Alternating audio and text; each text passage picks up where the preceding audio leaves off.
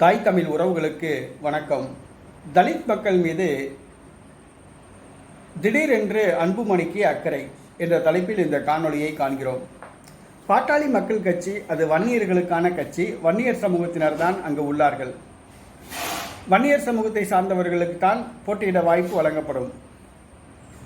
காலமாகவே வன்னியர்களுக்கும் தலித்துக்கும் வட மாவட்டங்களில் சாதி மோதல்கள் நடைபெற்று வருகின்றன.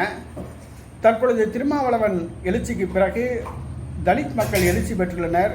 வன்னியர்களை பதிலுக்கு தாக்க ஆரம்பித்துள்ளனர். இந்த சூழ்நிலையில் வன்னியர்களுக்கும் தலித் மக்களுக்கும் மோதல் அதிகரித்து வருகிறது. இந்த சூழ்நிலையில் 2 நாட்களுக்கு முன்பாக திருமாவளவன் தமிழகத்தில் தலித் முதல்வராக முடியாது என்று கூறினார்.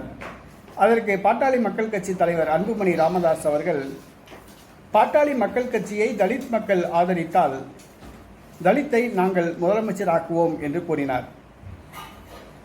இது அவருடைய பேச்சு நகைப்புக்குரியதாக உள்ளது. பாட்டாளி மக்கள் கட்சியை வன்னியர்கள் ஆதரிக்கிறாங்களான்னு பாருங்க. வன்னியர்களுடைய ஆதரவை பாட்டாளி மக்கள் கட்சி நாளுக்கு நாள் இழந்து கொண்டு வருகிறது என்று தான் சொல்லணும். ஏன்னா கடந்த 15 வருஷமாக தேர்தலில் வெற்றி பெறுகிற அணியோடு கூட்டணி வைக்காமல் காசு வாங்கிட்டு தோல்வி இருக்கிற அணியோடு ஒரு கூட்டணி வைக்கிறாப்ல டாக்டர் ராமதாஸ். ஆமாம், கடந்த 15 ஆண்டுகளாக பார்த்தோம் என்று சொன்னால் பாட்டாளி மக்கள் கட்சி தோல்வி அடையும் அணியிலே தான் இருந்து வருகிறது, வெற்றி பெற அணியில் இல்லை. முதல்ல அன்புமணி ராமதாஸ் தேர்தலில் நின்று முதல் எம்பி ஆகிறான்னு பார்ப்போம். அப்புறமேட்டு தலித்தை முதலமைச்சர் ஆகிறத பற்றி அப்புறம் பேசுவோம்.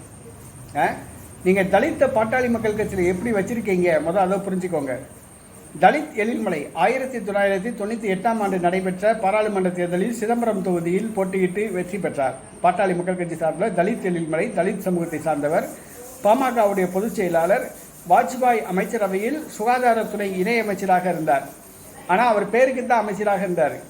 அந்த அதிகாரம் அனைத்தும் டாக்டர் ராமதாஸுடைய கட்டுப்பாட்டில் இருந்துச்சு. அவர் பொம்மையாக வச்சுக்கிட்டு டாக்டர் ராமதாஸ் தான் மத்திய அமைச்சர் மாதிரி செயல்பட்டாப்புல.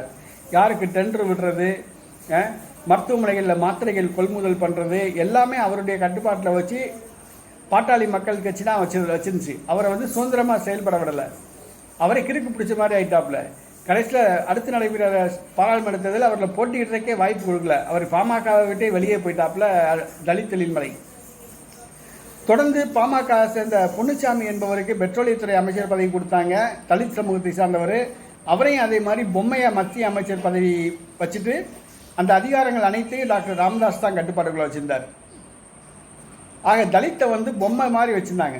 மத்திய அமைச்சர் பதவி வரை பொம்மையாக தான் வச்சுருந்தாங்க. இதனால தான் தலித் சமூகத்தை சார்ந்தவர்கள் பாமகவை விட்டு விலக ஆரம்பிச்சிட்டாங்க. இப்போ பாமக வன்னியர் சமூகத்தை சார்ந்த வாக்குகளையுமே இழக்க ஆரம்பிச்சிச்சு. அடுத்தது பார்த்தீங்கன்னா, நீங்கள் தலித் மக்களுக்கு எப்படி நீங்கள் வட மாவட்டத்தில் நடத்துறீங்கன்னு சொல்லி பாருங்கள். திரௌபதி அம்மன் கோயில் அதில் தலித் மக்கள் வழிபடக்கூடாது அப்படின்னு சொல்லி வன்னியர்கள் பிரச்சனை பண்ணுறாங்க. நீங்கள் வன்னியர்களுக்கு ஆதரவாக தான் பாமக இருக்குது. வழிபடலாம், தலித்தை வழிபட விடுங்க அப்படின்னு சொல்லி பாமக சொல்லலை. இன்னும் பார்த்தீங்கன்னா, இந்த கடலூர் மாவட்டங்களில் கிறிஸ்தவ தேவாலயங்களில் கூட வன்னியருக்கும் தலித்துக்கும் பிரச்சனை. அந்த வன்னியர் பகுதியில் இருக்க கிறிஸ்தவ தேவாலயங்களுக்கு தலித் மக்களை உள்ளே விட மாட்டேன்றாங்க, பாதையை மறிக்கிறாங்க, ஏகப்பட்ட பிரச்சனைகள் பண்ணுறீங்க.